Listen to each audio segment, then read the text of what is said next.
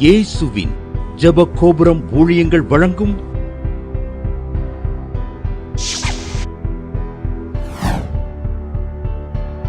நம்பிக்கையிலே சந்தோஷமாயிருங்கள். இஸ்ரவேலின் தேவன் தூங்க மாட்டார், இஸ்ரவேலின் தேவன் உறங்க மாட்டார், இஸ்ரவேலின் தேவன் தூங்க மாட்டார், இஸ்ரவேலின் தேவன் உறங்க மாட்டார். என்னோடு எந்நாளும் இருப்பவரே, எந்நாளும் என்னை காப்பவரே, என்னோடு எந்நாளும் இருப்பவரே, எந்நாளும் என்னை காப்பவரே. இஸ்ரவேலின் தேவன் தூங்க மாட்டார், இஸ்ரவேலின் தேவன் உறங்க மாட்டார். நீண்ட ஆயுள் தந்து நடத்துவாரே, நிம்மதி தந்து காத்திடுவார். நீண்ட ஆயுள் தந்து நடத்துவாரே, நிம்மதி தந்து காத்திடுவார். தேவராஜ்யத்திற்கு முடிவு இல்லை, சதா காலமும் இயேசு ஜீவிக்கிறார், சதா காலமும் இயேசு ஜீவிக்கிறார். இஸ்ரவேலின் தேவன் தூங்க மாட்டார், இஸ்ரவேலின் தேவன் உறங்க மாட்டார், இஸ்ரவேலின் தேவன் தூங்க மாட்டார், இஸ்ரவேலின் தேவன் உறங்க மாட்டார். செல்வராஜ் என்கிறவங்க திருநெல்வேலியில இருந்து எழுதியிருக்காங்க. அவங்களுக்கு பயங்கர செய்வனக்கட்டு, எங்கெங்கேயோ போய் ஜோம் பண்ணாங்களாம். ஆனால் ஜாய் டிவியை டெய்லி பார்ப்பாங்களாம். ஞாயிற்றுக்கிழமை மாலை 7:30 மணிக்கு குடும்பமாக நாங்கள் பார்ப்போம். அம்மா அந்த டிவி நிகழ்ச்சியில் செய்வனக்கட்டெல்லாம் இப்போ விழுகிறதுன்னு சொல்லி ஜோம் பண்ணாங்க. சரின்னு சொல்லி நான் அடுத்த நிமிஷமே அவங்களுக்கு ஃபோன் அடித்து நான் ஜோம் பண்ணேன். என்ன ஆச்சரியம், எங்களால் கணவன் மனைவியால் நல்லா தூங்கவே முடியாது. செய்வனை செஞ்சு எலுமிச்சம்பழம் வந்து விழுந்துக்கிட்டே இருக்கும், செந்தரிக்கை வந்து விழுந்துக்கிட்டே இருக்கும், ரத்தம் வெளியே வாசலில் இருக்கும் வெள்ளிக்கிழமை அமாவாசைக்குனா. ஆனால் ஜெபம் பண்ணதுலேருந்து அந்த பிரச்சனையே எங்களுக்கு இல்லை, நாங்கள் நிம்மதியாக தூங்குகிறோம். கர்த்தருடைய நாமம் மகிமைப்படுவதாக. செய்வனிலிருந்து விடுதலை கொடுத்த தேவனுக்கு நன்றி அப்படின்னு செல்வராஜுங்கிறவங்க திருநெல்வேலியிலேருந்து எழுதியிருக்காங்க. கர்த்தருடைய நாமம் மகிமைப்படுவதாக. ஆண்டவராகிய இயேசு கிறிஸ்துவின் நாமத்தினால வாழ்த்துக்களை தெய்வ சமூகத்திலிருந்து உங்களுக்கு கூறுகிறோம். ஒவ்வொரு ஞாயிறு மாலை 7:30 மணிக்கு ஜாய் டிவியில் நம்பிக்கையிலே சந்தோஷமாருங்கள் நிகழ்ச்சி ஒளிபரப்பப்பட்டு வருகிறது. அதே போல் ஒவ்வொரு வெள்ளிக்கிழமையும் காலை 8 மணிக்கு நம்பிக்கை டிவியில் நம்பிக்கையிலே சந்தோஷமாருங்கள் நிகழ்ச்சி ஒளிபரப்பப்பட்டு வருகிறது. ஒவ்வொரு 1ஆம் தேதியும் ஜாய் டிவி யூடியூப் ஈவினிங் 7 மணிக்கு வாக்குத்தத்த துதி ஆராதனை ஒளிபரப்பப்பட்டு வருகிறது. அதே போல் ஒவ்வொரு வேலைக்கிழமை இரவு 8 மணிக்கு ஜாய் டிவி யூடியூப்பில் துதி ஆராதனை ஜெபம் ஒளிபரப்பப்பட்டு வருகிறது. ஒவ்வொரு மாதமும் தேவனால் எல்லாம் கூடும் பத்திரிக்கை வெளிவந்து கொண்டு இருக்கிறது. ஒவ்வொரு மாதமும் 3வது சனிக்கிழமை துதி ஆராதனை ஜெபம் நடந்து கொண்டு இருக்கிறது. ஒவ்வொரு வெள்ளிக்கிழமையும் தேவனால் எல்லாம் கூடும் ஜெபம் நடக்கிறது. இவைகளுக்காக நீங்கள் ஜெபம் பண்ணுங்கள். அல்லேலூயா. இந்த புரோகிராம் உங்களுக்கு பிரயோஜனமாக இருந்தால் இந்த புரோகிராமுக்காக ஜெபம் பண்ணுங்கள். அதோடு உங்களால் இயன்ற காணிக்கையும் நீங்கள் அனுப்பி இந்த ஊழியத்தை தாங்குங்கள். அல்லேலூயா. தொடர்ந்து இந்த டிவி நிகழ்ச்சியெல்லாம் ஒளிபரப்பப்படுவதற்கு, தேவனா எல்லாம் கூட பத்திரிக்கை ஒளிபரப்பப்படுவதற்கு உங்களுடைய ஜெப உதவி தேவை, உங்களுடைய காணிக்கையும் தேவை என்பதை தெரிவித்துக் கொள்ளுகிறோம். அல்லேலூயா. இதுவரையும் கர்த்தர் வெட்கப்படுத்தாமல் ஒரு கடன் இல்லாமல் நடத்தியிருக்கிறார். அல்லேலூயா. தொடர்ந்து நடத்துவார். இந்த நம்பிக்கையிலே சந்தோஷங்கள் நிகழ்ச்சி அநேகருக்கு ஆசீர்வாதமாக இருக்கிறது என்று நான் அறிந்து கொள்கிறேன். போன் மூலம் கர்த்தர் தாமே உங்களை ஆசீர்வதிப்பாராக.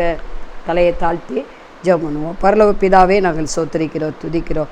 இந்த தேவ செய்திக்கு விரோதமாக வானமடத்தில் பொல்லாத ஆவிகளோ, பிரபஞ்சத்தில் லோகாதிபதியோ, சேனைகளோ, பொல்லாத சாத்தானா, தீசக்தி வல்லமைகளோ, அந்தர சக்தியில் ஆதிக்கங்களோ, எழும்பாத எல்லாவற்றையும் நசனா இயேசு நாமத்தில் கட்டி பார்த்து தழுகிறோம். தேவ பிரசன்னத்தை, தேவ சமாதானத்தை, இயேசு ரத்தத்தின் வல்லமையை, பரிசுத்தாவின் ஆளுகையை, பிதாவின் சித்தத்தை, அற்புதங்களை, அடையாளங்களை இந்த பிரேயருக்குள்ளே இயேசுவின் நாமத்தில் கட்டவிழ்த்து விடுகிறோம். அல்லேலூயா. ஓ ரக அதிகாராபா அதிகாசே, ஓ ரக அதிகா பாபாராபா அதிகா பாபாலா பாரவா. ஆவியானவரே நீர் இறங்குவீராக. அல்லேலூயா. அல்லேலூயா. வாத நோயினால் அவதிப்பட்டு கொண்டிருக்கிற மகளே, நடக்க முடியல, அல்லேலூயா, வாக்கர் வச்சு நடக்கிறீங்க, அல்லேலூயா, ஸ்ட்ரோக் கர்த்தர் தொடுகிறார். திரும்பவும் உங்கள் கால் கைகள் நன்றாக வரும்படி ஆவியானவர் அந்த நரம்புகளுக்குள்ள, எலும்புகளுக்குள்ள, தசைகளுக்குள்ள இப்போது இறங்குவராக. இயேசு கிறிஸ்துவின் தழும்புள்ள கரம் தொட்டு சுகம் தருவதாக. ஒரேக சேக்கா தாகரபா, ஒரேக சபதிகா பாபா லபரபா, ஒரேகா பாபா லீபர. விவசாயத்துக்காக ஜெபிச்சு கொண்டிருக்கீங்க. இந்த வருஷம் நல்ல விளைச்சல் வரணும்னு கர்த்தர் நீதியின் விளைச்சலை கட்டளையிடுகிறார். நீதி விளைச்சலை கட்டளிடுகிறார். அல்லேலூயா. ருகா தூஹரி கஷே ஈகா பாபா. வெளிநாட்டுக்கு போகிறதுக்காக ஜெபம் பண்ணிக்கிட்டீங்க. உங்கள் பிள்ளைகளுக்கோ இல்லை நீங்களே போகணும், இல்லை உங்கள் கூட பிறந்தவங்க போகணும்னோ ஜெபம் பண்ணிக்கிட்டு இருக்கீங்க. அங்கே போனால் தான் நம்ம கஷ்டம் நீங்கன்னு முயற்சி பண்ணுறீங்க. நிறைய இன்டர்வியூ பண்ணிக்கிட்டு இருக்கீங்க. ரீகா ஷாபா ரீகா பாபா லாபாராபோ. ஓ ரீகா பாபா. கர்த்தர் தடைகளை ஒட்டைக்கிறார். நீங்கள் தடைகளை ஒட்டைத்து வாசலில் பிரவேசிக்கும்படி கர்த்தர் செய்கிறார். அல்லேலூயா, அல்லேலூயா. நீங்கள் நினைச்சதோட வேண்டி கொண்டதை விட வெளிநாட்டில் கர்த்தர் உங்களுக்கு ஆமென் கூடுதலான சம்பளத்தில் வேலையை கொடுத்து உங்களை மேன்மைப்படுத்த போகிறார். அல்லேலூயா. ரகதிகா பாபா லபரபா, ஒரிகா சபதிகா பாபா லபரபா. நீங்கள் செய்யாத குற்றத்துக்கு அல்லேலூயா, அல்லேலூயா, உங்கள் மேலே வழக்கு போட்டிருக்காங்க. இதுக்காக ஜெபம் பண்ணிக்கிட்டு இருக்கீங்க. கர்த்தர் சொல்லுகிறார், அல்லேலூயா, நான் குற்றம் உள்ளவர்களை குற்றமற்றவர்களாக விட மாட்டேன். அல்லேலூயா, அல்லேலூயா. நீதிபரர் சீக்கிரமாகவே உங்களை நீதிமான் என்று சொல்லும்படி கர்த்தர் பரத்திலிருந்து ஒரு ஒரு ஒரு ஆர்டர் போடுகிறார். அல்லேலூயா. ரிகா தகா ரபா ஷேக்கா லபா ரபா. ஓ ரிகாபாவை. நீதிமானுக்கு வரும் துன்பங்கள் அநேகமாக தான் இருக்கும், ஆனால் அவ எல்லாவற்றையும் கர்த்தர் விடுவிக்கிறார். அல்லேலூயா, அல்லேலூயா. ரிகா தகா ரிபா ஷே ஓ ரிகாபா தகரக சபதிகா பாபா லபா ரபா. ஓ எவ்வளவோ கடனை அடைச்சிட்டேன், இன்னும் கொஞ்சம் இருக்குது, கர்த்தர் இதுலேருந்து என்னை மீட்டுக்கொள்வாரா பார்த்துக்கிட்டு இருக்கீங்க. கர்த்தர் டோட்டலாக கடன்லேருந்து விடுதலை கொடுக்குறேன்னு சொல்வதற்காக நன்றி. நீ கடன் கொடுக்குற ஜாரியாக உன்னை மாற்றுவேன்னு சொல்லுகிறார். ஆசீர்வதிங்க இயேசு நாமத்தில் பிதாவே, ஆமென். இந்த நாள்லேயும் கூட செய்தியுடைய தலைப்பு, தேசமே பயப்படாதே மகிழ்ந்து களிகூறு, கர்த்தர் பெரிய காரியங்களை செய்வார். யோவேல் 2ஆம் அதிகாரம் 21வது வசனம். இந்த 12லிருந்தே இந்த வசனத்தை நீங்கள் வாசிப்பீர்களானால் நல்லா தெளிவாக நம்ம புரிந்து கொள்ள முடியும். இங்கே அதே இதில் 2:25-26 நீங்கள் பார்த்தீங்கன்னா அங்கே எழுதப்பட்டிருக்கிறது, யோவேலில், நான் உங்களிடத்தில் அனுப்பின என் பெரிய சேனையாகிய வெட்டுக்கிளியிலும் பச்சை கிளிகளும் முசுக்கொட்டை பூச்சிகளும் பச்சை புழுக்களும் பட்சித்த வருஷங்களின் விளைவை உங்களுக்கு திரும்ப அளிப்பேன். நீங்கள் சம்பூரணமாய் சாப்பிட்டு திருப்தி அடைந்து உங்களை அதிசயமாய் நடத்தி வந்த உங்கள் தேவனாய கர்த்தருடைய நாமத்தை துதிப்பீர்கள். என் ஜனங்கள் ஒருபோது வெட்கப்பட்டு போவதில்லை. இதிலே 2:21 தேசமே பயப்படாதே மகிழ்ந்து களிகூறு, கர்த்தர் பெரிய காரியங்களை செய்வார். பார்த்தீங்களா? 2:12 ஆதலால் நீங்கள் இப்பொழுதே உபவாசத்தோடு அழுகையோடு புலம்பலோடும் உங்கள் முழு இருதயத்தோடு என்னிடத்தில் திரும்புங்கள் என்று கர்த்தர் சொல்லுகிறார். 13ஆம் வசனம், நீங்கள் உங்கள் வஸ்திரங்களை அல்ல உங்கள் இருதயங்களை கிழித்து உங்கள் தேவனாகிய கர்த்தரிடத்தில் நீங்கள் திரும்புங்கள். அவர் இரக்கமும் மன உருக்கமும் நீடிய சாந்தமும் மிகுந்த கிருபையும் உள்ளவர். அவர் தீங்குக்கு மனஸ்தாப்படுகிறவருமாய் இருக்கிறார். அப்போ இங்கே நம்ம பார்க்குறோம், ஆண்டவர் நம்ம வாழ்க்கையில், நம்ம தேசத்தில், நம்ம ஊழியத்தில், நம்முடைய குடும்பங்களில், சமுதாயத்தில், நம்முடைய உறவினர் மத்தியில், நம்ம பிள்ளைகள் மத்தியில் பெரிய காரியங்களை நம்ம செய்ய வேண்டுமானால் நம்ம முழு இருதயத்தோடு அவரிடம் திரும்ப வேண்டும். எந்த காரியத்தில் நாம் அவரை வேதனைப்படுத்தி இருக்கிறோமோ, மனஸ்தாபப்படுத்தி இருக்கிறோமோ, கர்த்தர் வேதனைப்படுற மாதிரி நம்ம சில தவறுகளை செஞ்சு விடலாம். ஏன்னா ஆண்டவர் ஒருவர் தருவ நல்லவன் யாரும் இல்லை. எல்லாரும் பாவம் செய்து தேவமே இழந்திருக்கிறோம். நாம் உண்மை இல்லாதவர்களாக இருந்தாலும் அவர் உண்மையுள்ளவராகவே இருக்கிறார். ஆகவே நம்ம இடத்துல குற்றலைன்னு சொல்ல முடியாது. நம்ம அநேக விஷயங்களை தவறுகிறோம். பவுல் அப்படி எழுதுகிறாரு, அநேக காரியங்களை நம்ம தவறுகிறோம். பேச்சில் தவறுகிறோம், செயலில் தவறுகிறோம், வரேன்ட்டு வரமாட்டோம், இந்த போகிறேன்ட்டு போக மாட்டோம், சில சூழ்நிலை நிமித்தம். அப்போ நீங்களான அநேக காரியங்களை, சின்ன சின்ன காரியங்களை கூட தவறி விடுகிறோம். ஆகவே நம்ம இருதயத்தை கிழித்து ஆண்டவர்கிட்ட ஒப்பு கொடுக்க வேண்டும். வஸ்திரங்களை இல்லை, இருதயத்தை கிழித்து ஒப்பு கொடுங்கள் இருக்கு. அழுகையோடு உபவாசத்தோடு மனம் திரும்பணும். பெரிய காரியம் நடப்பது ஈஸியாக நடக்காது. யோபு 9:10 சொல்லுகிறது, ஆராய்ந்து முடியாத பெரிய காரியங்களை, எண்ணி முடியாத அதிசயங்களை அவர் செய்கிறார். நம்ம மூளை கெட்டாத பெரிய காரியங்களை செய்வதற்கு கர்த்தர் செய்யணும்னா நீங்களும் நானும் மனம் திரும்புவது அவசியமாக இருக்கிறது. உபவாசத்தோடு அழுகையோடு நம்ம மனம் திரும்புவது அவசியமாக இருக்கிறது. யூத ஜனங்கள் ஆண்டுடைய வழி விட்டு விலகுனாங்க. இந்த யோவேல் புத்தகம் பார்த்திங்கன்னா தேவ பிள்ளைகளுக்கு வருகிற நியாய தீர்ப்பு குறித்து எழுதப்பட்டிருக்கிறது. பஞ்சம் வரும், வெட்டுக்கிளி, பச்சை புழு, முசுக்கொட்டை பூச்சி அரிக்கும். நம்ம தேவ பிள்ளைகள் ஆண்டுடைய வார்த்தை மீறும்போது நமக்கு சில கஷ்டங்கள் வருது, துன்பங்கள் வருகிறது.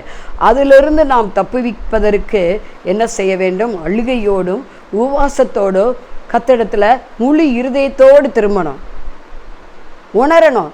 நீ உங்கள் ப்ரேயருக்கு பதில் வரலையா? ரொம்ப வருஷமாக ஜெபிக்கிறீங்க, பல மாதங்களாக ஜெபிக்கிறீங்க, பதில் வரலைன்னா நீங்களான்னு கேட்க வேண்டிய ஒரு கேள்வி தேவ சமூகத்தில் ஆண்டவரை பார்த்து, இன்னொரு இடத்துல என்ன குறை உண்டு? ஏன் ஆண்டவரே இந்த ஜெபத்துக்கு பதில் வரல? யாக்கோபு 5:16 சொல்லுகிறது, நீதிமானின் மன்றாட்டு மிகவும் பலனுள்ளதாக இருக்கிறது. பவுல் சொல்லும் போல் நம்ம அநேக விஷயங்களை தவறிடுறோம். பாவிகளுக்கு அவர் செவி சாய்க்க மாட்டார், பாவிகளை நேசிக்கிறாரு, அதே சமயத்தில் பாவத்தை வெறுக்கிறார் அவர். ஆகவே நீங்கள் நானும் அழுகையோடு மனம் திரும்ப வேண்டும். ஏன் ஆண்டவர் எத்தனையோ ஜெபத்துக்கு பதில் தந்திருக்கிறீர், இந்த குறிப்பிட்ட ஒரு முக்கியமான ஜெபத்துக்கு நீங்கள் பதில் தர மாட்டேங்கிறீங்களே, இந்த விண்ணப்பம் ஏன் அங்கீகரிக்கப்படவில்லை? கேளுங்க ஆண்டவர்கிட்ட. கேட்ட ஆண்டவர் பேசுவார். எங்களுடைய அப்படி எத்தனையோ முறை பேசியிருக்காரு. ஏன் ஆண்டவர் எந்த ஜெபத்துக்கு மட்டும் பதில் வரலை? என்ன செய்யணும்? ஆண்டவர் ஆலோசனை கொடுப்பாரு. அதான் தாவீது சொல்கிறாரு, எனக்கு ஆலோசனை தந்த கர்த்தரை நான் துதிப்பேங்கிறாரு. இதை பார்த்து கொண்டு இருக்கிற அருமையான சகோதரி சகோதரியே, ஆராய்ந்து பாருங்கள், உங்களை உய்த்து ஆராய்ந்து பாருங்கள். அழுகையோடு இருதயத்தை கிழித்து அவருடைய சமூகத்தில் இருதயத்தை ஊற்றுங்கள், தண்ணீரை போல ஊற்றுங்கள். அப்பொழுது கர்த்தர் பெரிய காரியத்தை செய்வார். நீங்கள் செய்ய வேண்டியது அவர் உங்களுக்கு அறிவிப்பார். பெரிய காரியம் நடப்பதற்கு முதலாவது இருதயத்தை கிழித்து மனம் திரும்பி அவருடைய சமூகத்தில் தவற ஒப்புக்கொண்டு ஜெபித்தால் பெரிய காரியங்கள் நடக்கும். அடுத்து பயப்படக்கூடாது. 2 தீமோத்தேயு 1:7 சொல்கிற, தேவன் நமக்கு பயந்தாவியை கொடாமல் பலமும் அன்பும் தெளிந்த புத்தியும் உள்ள ஆவியை கொடுத்திருக்கிறார். ஏன்னா பயம் வேதனை உள்ளதான். பூரண அன்பு பயத்தை புறம்பே தள்ளும். ஏன் பயம் வருது? ஆண்டவருடைய பூரண அன்பு நம்மகிட்ட இல்லை. கொஞ்சம் அன்பு வைக்கிற ஆண்டவரிடம் ஆண்டோட முழு இருதயத்தோடு முழு பலத்தோடு அன்பு வைக்க வேண்டும், முழு ஆத்மாவோடு அன்பு வைக்க வேண்டும். அன்புக்கு ஈடாய் ஒன்றுமே இல்லை. அன்பு தான் பிரதான கட்டளை இருக்கிறதுலையே. அது ராஜரீக பிரமாணம். நீ உன்னிடத்தில் அன்பு கூறுவது போல பிறனிடத்தில் அன்பு கூறுவாயாக. அல்லேலூயா. கடைசி காலங்களில் அநேகருடைய அன்பு தணிந்து போகும். அன்பை பார்க்க முடியல. இன்றைக்கி நிறைய இடங்களில் நானும் பார்க்குறேன், அன்பை பார்க்க முடியல. அல்லேலூயா. Thank you Jesus. ஆனால் தேவனுடைய அன்பு பயத்தை புறம்பே தள்ளும். நீங்களும் நானும் தேவ அன்பால் நிரப்பப்படும் போது பயம் நம்மளை விட்டு நீங்கும். தேவன் பயந்தாவியை கொடுக்கல, பள்ளமும் தெளிந்த புத்தியும் அன்புமுள்ள ஆவியை தந்திருக்கிறார். பலமுள்ள ஒரு ஆவி. எப்போ பலம் வரும்? நமக்கு பரிசுத்த ஆவியினால் நம்ம நடத்தப்படும் போது, நிரப்பப்படும் போது நமக்கு பலன் வரும். அதை நம்ம பார்க்குறோம். அப்போஸ்தலர் 1:8 பரிசுத்த ஆவியான உங்கள் மேலே வரும்போது நீங்கள் பலனடைந்து யூதேயா, சமாரியா, எருசலேம், உலகத்தில் எல்லா இடங்களும் நீங்கள் சாட்சிகளாக இருப்பீர்கள். மரியாள் பயப்படுறாங்க.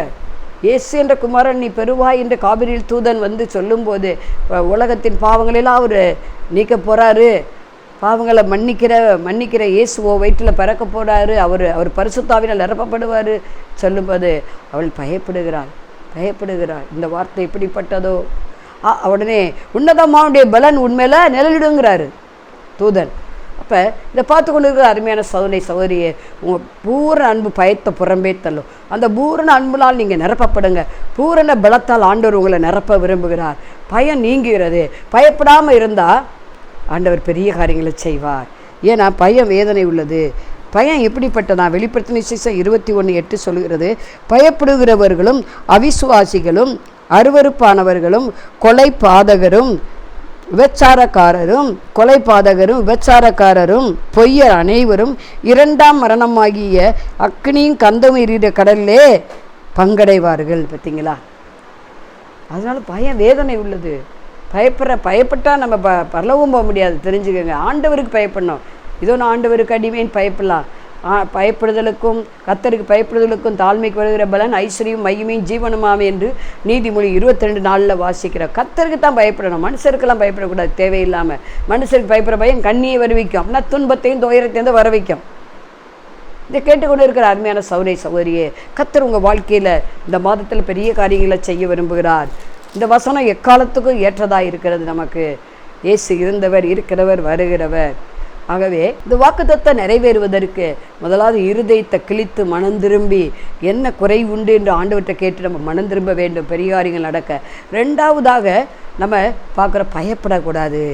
பயமில்லாமல் இருந்தால் ஆண்டவருக்கு மட்டும் நம்ம பயந்தால் போதும், மனுஷருக்கெல்லாம் பயப்பட வேண்டாம். உண்மை நீதி உத்தமமாக நடந்தால் எதுக்கு நம்ம யாருக்கு பயப்படணும் சொல்லுங்க பார்ப்போம். தானியேல் ஆண்டவருக்கு முன்பாக குற்றமற்றவனாக இருக்கிறாரு. ராஜாவுக்கு முன்பாகவும் தரியு ராஜாவுக்கு முன்பாகவும் நேபுகாத்நேச்சாருக்கு ராஜாவுக்கு முன்பாகவும் குற்றமற்றவராய் காணப்படுகிறார். கையில் பரிதானம் வாங்கலை, எதுவும் வாங்கலை, உள்ள சம்பளம் போதுன்னு நினைக்காரு. அப்படிப்பட்டவங்களை ஆண்டவர் உயர்த்தாமல் இருப்பாரா? கண்டிப்பாக உயர்த்துவார். சரி, மூணாவதாக நம்ம மன மகிழ்ச்சியாக இருக்கணும். 37 சங்கீதம் 4 சொல்லுகிறது, கர்த்தரிடத்தில் மனமகிழ்ச்சியாயிரு, அப்பொழுது ஒரு இருதயத்து வேண்டுதல் அவர் என்ன செய்வார்?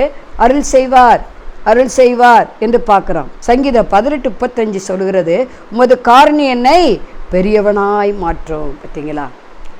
கர்த்தர் பெரிய காரியங்களை செய்வதற்கு அடுத்து நாம் செய்ய வேண்டியது மகிழ்ச்சியாக இருக்கணும். மன மகிழ்ச்சி நல்ல ஔஷதம்.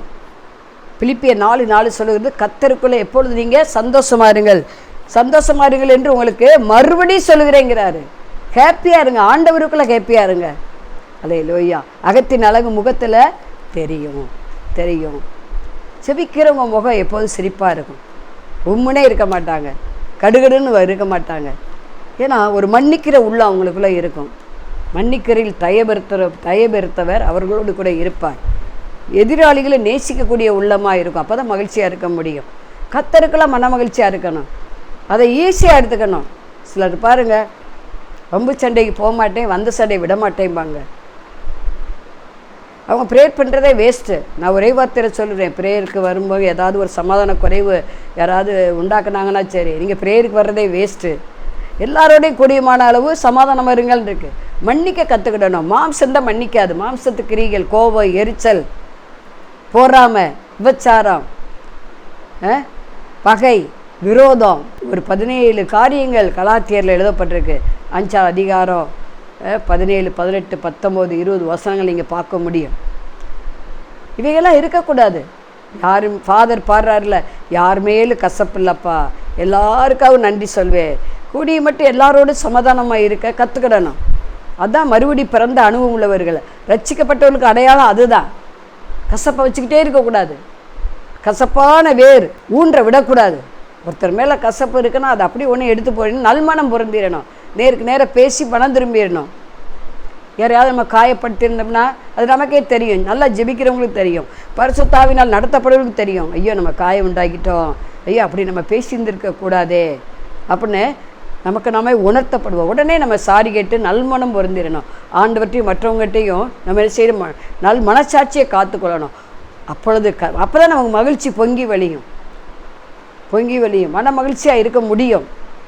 கர்த்தருக்குள்ள மன மகிழ்ச்சியாயிரு, அப்பொழுது அவர் பெரிய காரியங்களை செய்வார். ஏன்னா மகிழ்ந்து கலிகூறுன்னு இருக்கு. அடுத்தபடியாக நம்ம என்ன செய்யணும் பார்ப்போம்.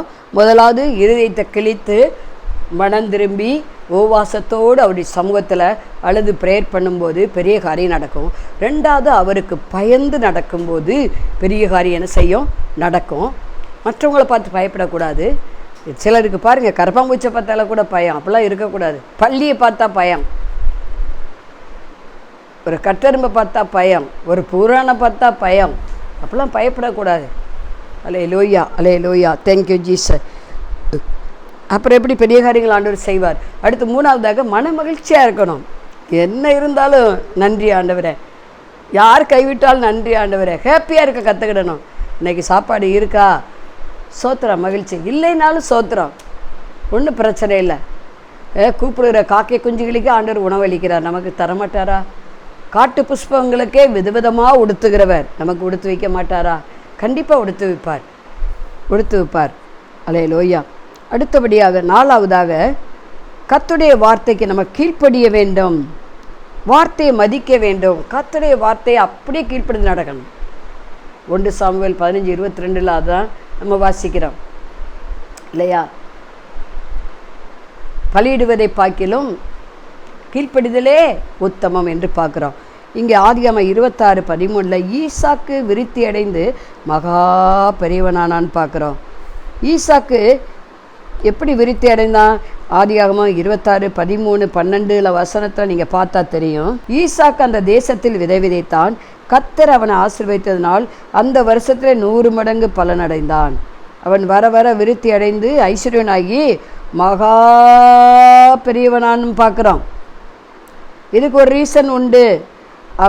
அவன் கடுமையான பஞ்சத்தை சந்திக்கிறான் கேராகுல. அப்போ அவன் எகிப்துக்கு போகணுன்னு நினச்சி கிளம்புறதுக்கு ரெடி பண்ணுறான். ப்ரேயர் பண்ணாமல் போயிருப்பான், ப்ரேயர் பண்ணியிருப்பான். அதனால தான் ஆண்டவர் சொன்னார், நீ எகிப்துக்கு போகாத, கேராகுலே இரு. இன்றைக்கி பஞ்சம் வந்த உடனே, இன்றைக்கி வேலையில் பஞ்சம், உள்ள ஒரு வேளை தேசத்தில் பஞ்சம், அந்த நாடு நல்லா செழிப்பாக இருக்கு, நம்ம போயிடுவோம் அப்படின்னு நினச்சி போயிடக்கூடாது. இந்த வேலையை விட்டுருவோம், இங்கே சம்பளம் கம்மி, வேறு வேலைக்கு போயிடலாம். வெயிட் பண்ணுங்கள். ஒருத்தர் இப்படி சொன்னார், ஒரு சகோதரன் பெங்களூர்லேருந்து, அம்மா என் கம்பெனியில் 19 பேரை வேலையை விட்டு எடுத்துட்டாங்க. ஆனால் என்னையும் எடுக்க போகிறதாக லிஸ்ட்டில் வச்சுட்டாங்க. நான் என்ன பண்ணினேன், ஆண்டவரே நான் இங்கே இருக்கவா போகவா? இங்கே இருப்பது உங்களுடைய சித்தம்னா நான் இங்கேயே இருக்கணும் ஆண்டவரே. ஆனால் கடுமையான வேலை, ஓவர் டைம் வேலை, 3-4 வேலையை ஒரு ஆள் பார்க்கணும். போனாலும் நல்லது தான், ஆனால் வேறு ஒரு வேலையை ஏசப்பா எனக்கு கொடுத்தேனே போக வைக்கணும். அதுக்கு தாம்மா நான் உங்கள்கிட்ட ஜெபிக்கிறேன் அப்படின்னு சொன்னார். இங்கேருந்து 19 பேரை விலைக்கு விட்டுட்டாங்க. எனக்கு ஒரே பயமாக இருக்குது, எந்த நேரமும் என்னையும் நீக்கலாம், என் பேரை எடுக்கலாம். அப்போ எனக்கு ஜெபம் பண்ணுங்கம்மா, பயமாக இருக்குன்னு சொன்னார்.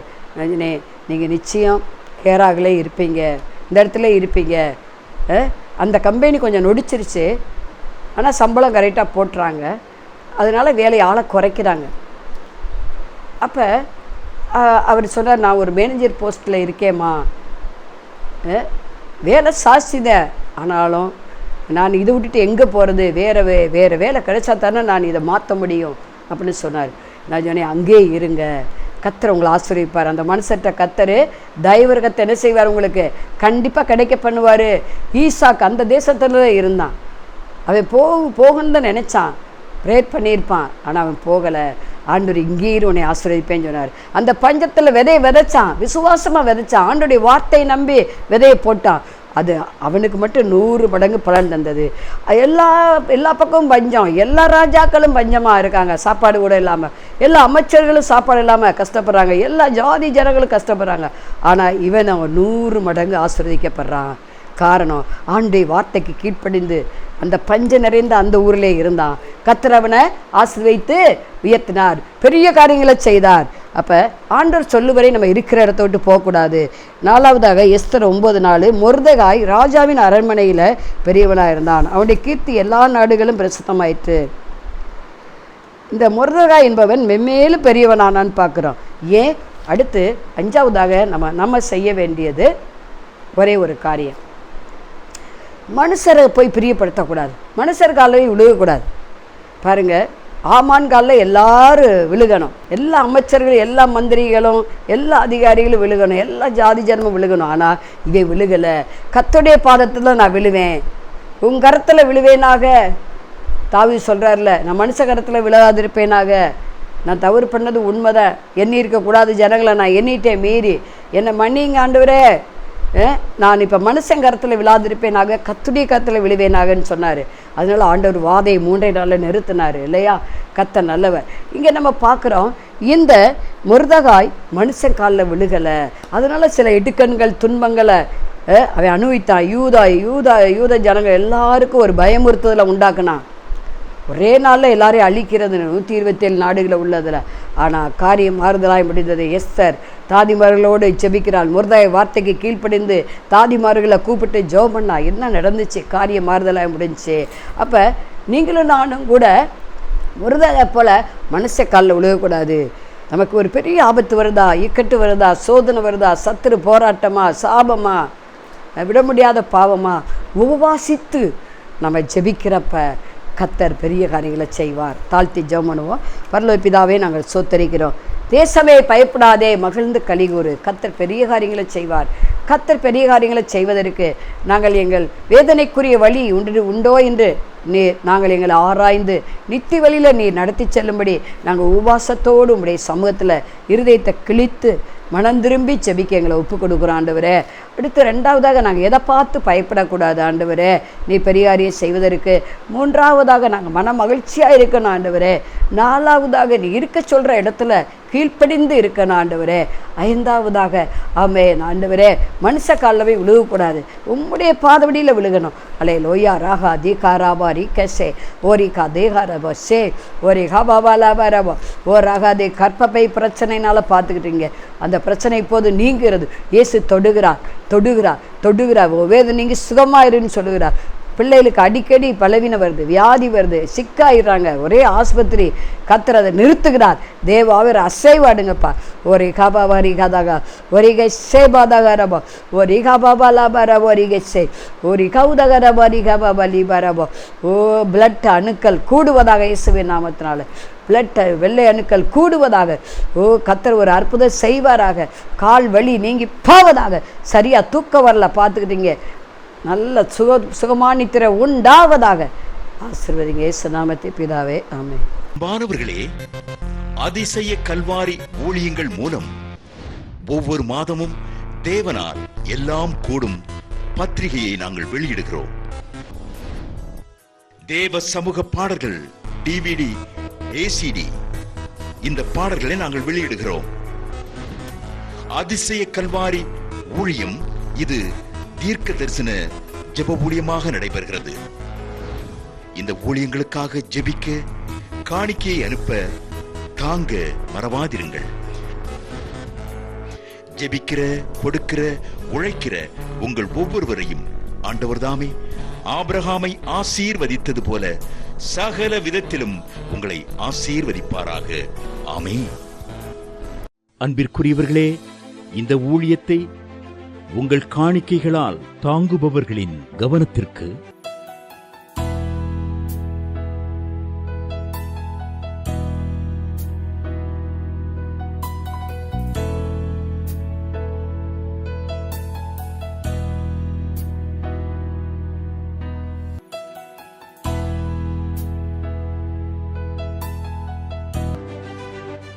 எங்களது முகவரி சகோதரி எலிசபெத் சுந்தர்ராஜன், எண் 27, பொதிகை தெரு, குழந்தைச்சாமி நகர், வண்டியூர், மதுரை 20. செல்போன் எண்கள் 9484177765 9095328172 மற்றும் 9443930850.